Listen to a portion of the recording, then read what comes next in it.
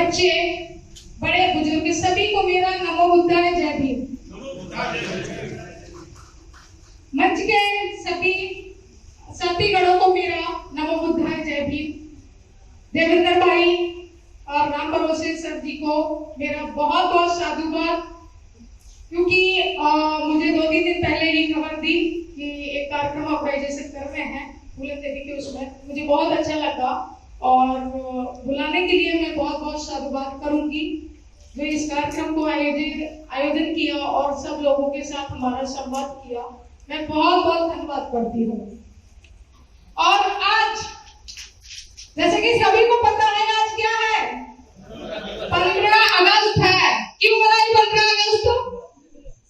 हम सवाल जवाब करेंगे कुछ देर के लिए, सोनी चाहिए समय ज्यादा लेंगे हम। हाँ, क्यों मनाते हैं 15 अगस्त को? हमारा भारत देश आजाद हुआ था, हम इसीलिए मनाते हैं ना। क्या आज हम इस स्वतंत्र भारत में आजाद हैं? नहीं है ना। एक झूठी आजादी है कि हमारा 1947 में भारत देश आजाद हो गया है और हम स्वतंत्र हो गए हैं। लेकिन मैं एक बात अभी बताना चाहूंगी कि हम पूरे अंग्रेजों से आजाद हुए हैं, लेकिन काले अंग्रेज हमारे देश में आज भी राज कर रहे हैं। आज भी हमारे देश में राज कर रहे हैं। आज भी हम स्वतंत्र नहीं है। क्यों नहीं है भाई? अभी हमारे भाई साहब ने बहुत सारी देर तक समझाया, करीबन 1 घंटा, कि हम किस परिस्थितियों में, किस बेड़ियों में जकड़े हुए हैं और उससे हम निकलना क्यों नहीं चाह रहे हैं। वो 15% लोग मुझ पे राज कर रहे हैं और हम लोग क्या कर रहे हैं? उनके साथ मिलकर के अपने देश को बिगड़ाने का काम कर रहे हैं। उनके साथ खड़े होकर हम अपने भारत देश को गुलाम बनाने का काम कर रहे हैं। भारत देश में रहता कौन है? कौन रहता है भारत देश में? देश में आप नहीं रहते हैं क्या? आवाज क्यों नहीं आ रही है? आप लोग देश के नागरिक हैं, तो देश के नागरिक गुलाम कौन बना? देश का नागरिक।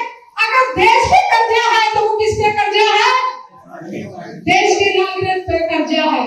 और आज जिस तरीके से सरकार है, वर्तमान में भाजपा सरकार कर रही है, क्या कर रही है? निजीकरण कर दिया। क्या कर रही? शिक्षा महंगी कर दी। जो चीज सस्ती होनी थी वो कितनी कर दी? महंगी कर दी।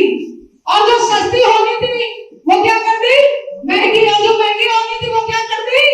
सस्ती। सस्ती क्या करी? दारू। शिक्षा महंगी कर दी।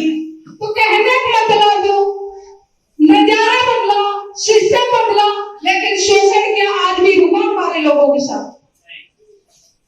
आज भी हम अपने देश में आजाद नहीं। आज भी हमारी बहन बेटियां सुरक्षित नहीं। जिस तरीके से मणिपुर की घटना हुई, अभी बहन जी ने उस पर लेकर के बहुत अपने विचार प्रस्तुत किए हैं। तो हम अपनी हर बेटी से, हर बहन से यही कहेंगे कि एक हाथ में कलम ले लो और एक हाथ में गन ले लो। जब गन की जरूरत पड़े तो ठोक दो और कलम की जरूरत पड़े तो संविधान का साथ लेकर के, सारा लेकर के अपनी न्याय की बात करो। अगर ऐसा नहीं करेंगे, जैसे फूलन देवी हमारी प्रेरणा स्रोत है कि उन्होंने अपना, जब उनको न्याय नहीं मिला, कहीं से न्याय नहीं मिला, तो उन्होंने अपना न्याय स्वयं किया। तो आज वो वक्त है, क्योंकि ये तानाशाहियों की सरकार है, ये गुंडों की सरकार है। इसमें आप उम्मीद नहीं कर सकती है कि हमें न्याय मिल सकता है। क्या न्याय मिला? मणिपुर की घटनाओं में नहीं मिला है ना। क्या जो पहलवान बैठे थे धरने पे न्याय मिला? उनको नहीं मिला है। तो कैसे आप अपने बच्चों को न्याय दिलाएंगे?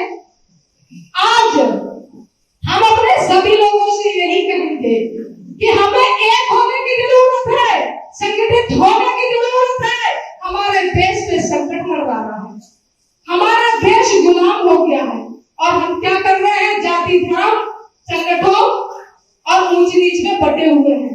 क्या इससे हमारा देश बचने वाला है? क्या हम इस देश में नहीं हो आप लोग?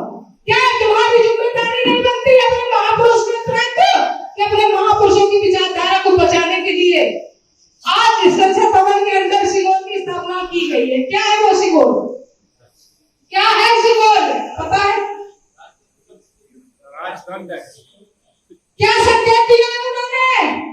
गुलामी का, हिंदू राष्ट्र का। हमारे देश के अंदर हमारे संविधान की अवहेलना करके उन्होंने देश के अंदर हिंदू राष्ट्र की स्थापना कर दी। क्या हमारे नेता, MP, MLA या आप लोग आवाज उठाई? क्यों नहीं? क्या ये जिम्मेदारी आपकी नहीं बनती है? आप नेताओं के ऊपर बैठे हैं, जो बड़ाई खाकर के लोग बैठे हुए हैं, वो तुम्हारी आवाज उठाएंगे। क्यों उठाएंगे वो आवाज आपकी? क्योंकि आपने अपना वोट बेचा है। और जब बिक जाता है इंसान तो वो मनमानी के तरीके से खरीदारी करता है, तो वो आपकी आवाज क्यों सुनेगा? तो इसके लिए लड़ाई किसको लड़नी होगी? किसको लड़नी होगी? निजीकरण कर दिया है, निजीकरण शिक्षा महंगी कर दी है। अब निजीकरण जो किया गया है, आपके बच्चे जो पढ़ाई लिखाई कर रहे हैं कहाँ जाएंगे भाई? इंजीनियर, डॉक्टर की पढ़ाई कर रहे हैं, वो संस्था तो निजीकरण कर दी गई। आप कहाँ अपने बच्चों को भेजेंगे? कहाँ भेजेंगे? कभी विचार किया इस पे?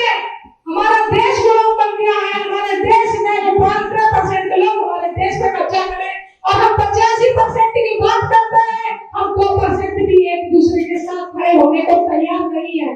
मैं सभी साथियों से यही कहूंगी कि मैं अभी 2 सितंबर से सामाजिक परिवर्तन चौक से लखनऊ से इसी शिविर को लेकर के संविधान बचाओ को लेकर के यात्रा निकाल रहे हैं और पूरे भारत के अंदर अभी हमारी स्टेट लेवल की अलग-अलग हम यात्राएं चला रहे हैं और चल रही है। 2 सितंबर से सामाजिक परिवर्तन चौक से हम पैदल यात्रा का शुभारंभ कर रहे हैं संविधान को बचाने के लिए। संविधान में हमारा जो आर्टिकल्स है, लोग कहते हैं कि संविधान खत्म नहीं कर सकते हैं, संविधान में लिखा है। भाई किसने कहा कि संविधान खत्म नहीं कर सकते हैं? जब संविधान के आर्टिकल्स ही कमजोर कर दिए जा रहे हैं, उनमें संशोधन कर दिया जा रहा है, तो संविधान में बचा क्या है? क्या बचेगा? भाई ऊपर का पेज को बना रहने दीजिए, अंदर के पेज को फाड़ दीजिए, तो क्या बुक रहेगी वो? तो इस पर विचार करने की जरूरत है कि नहीं कि आप अपने बच्चों को गुलाम बनाने की तैयारी में लगे हैं? अभी भी वक्त है आप लोगों के पास में, या तो गुलामी स्वीकार कर लो या अपने अधिकारों के लिए मैदान में आ जाओ। आज भी अभी वक्त है। आने वाला 2024 के बाद में वक्त नहीं बचेगा, ना चुनाव होंगे और ना सरकारें बनेगी। उनकी स्थायी सरकार वो अपनी निश्चित कर लेंगे। जिस तरीके से अभी UCC बिल लाए हैं, वो क्या है? वो क्या है? समानता का। क्या वो समानता का है? क्या समानता शिक्षा में है? क्या समानता रोजगार में है? क्या समानता जाति पात में है? फिर UCC बिल किस लिए लाई गई? क्या इस पे आप लोगों को बात करने के लिए या मैदान में उतर करके इसका प्रयोग करने की जिम्मेदारी नहीं है? क्यों नहीं? क्यों नहीं इस पर विचार करते हो आप लोग? आज हमारे देश का संकट बन रहा, आप लोग शांत होकर के बैठे हैं। क्यों? आपको कैसे निंदा जाती है? शर्म नहीं आती है? चुड़िया पहनी है क्या सब लोगों ने? हाँ, आज 2024 वो हर दिन रात दिन वो इतने बड़े लेवल पे, इतने बड़े पैमाने पे काम कर रहे हैं, देश को गुलाम तो बना दिया है। ये मत सोचिए कि आप स्वतंत्र भारत में है। मैंने क्या कहा? आज भी आप गुलाम हैं। अंग्रेजों से आजाद हुए, लेकिन काले अंग्रेजों से आजाद नहीं है। इसलिए अभी वक्त है कि आपको अभी भी सड़कों पे आ जाइए और अपने बच्चों के लिए, अपने देश, अपने संविधान, अपने महापुरुषों की विरासत को बचाने का 2-4-6 महीने सिर्फ बचे हैं आप लोगों के पास। आने वाला समय आपको इस तरीके से जो बैठे हैं आप लोग, ये भी बैठने लायक नहीं बचोगे।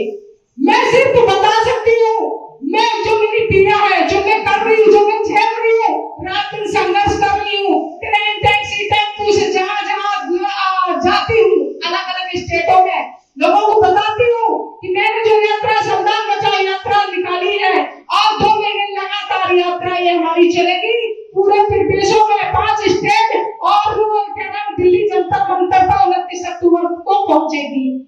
और उसी दिन 29 अक्टूबर को दिल्ली जनता मंतर पे संसद भवन का घेराव करेंगे, जो नई संसद भवन बनी है उस पर।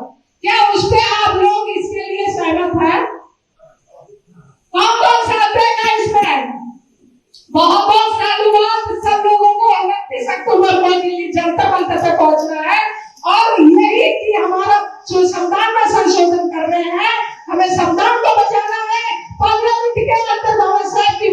नहीं लगाई गई, क्योंकि अभी जैसे भाई साहब ने समझाया है, बताया है, क्योंकि जब पुरानी संसद थी तो नई संसद की जरूरत क्यों पड़ी?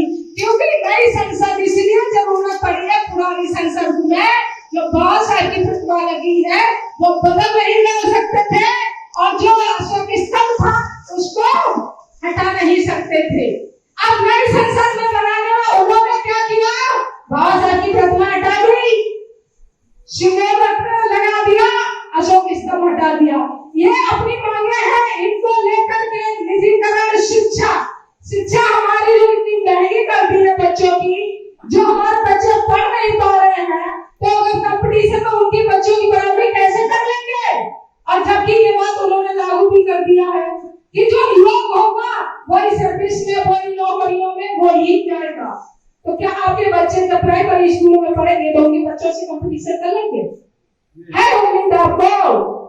फिर आप लोग कैसे, यही है शिक्षा को लेकर के, स्वास्थ्य को लेकर के सरकार बराबर का अधिकार दे और बराबर शिक्षा और स्वास्थ्य लागू करे।